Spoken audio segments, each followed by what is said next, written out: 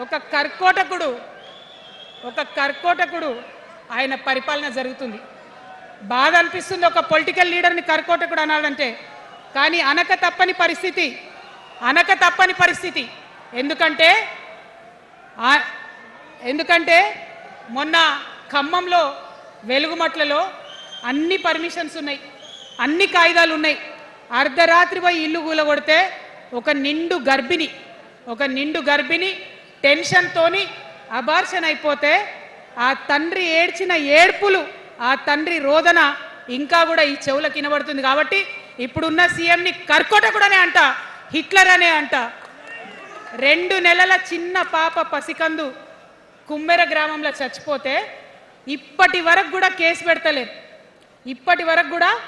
పెడతలేరు. హోంమంత్రి కూడా ముఖ్యమంత్రే, ఆయనకు తీరిక లేదు పాపం. చిన్న పసికందు చచ్చిపోతే ఇప్పటి వరకు కేసు పెడతలేరు.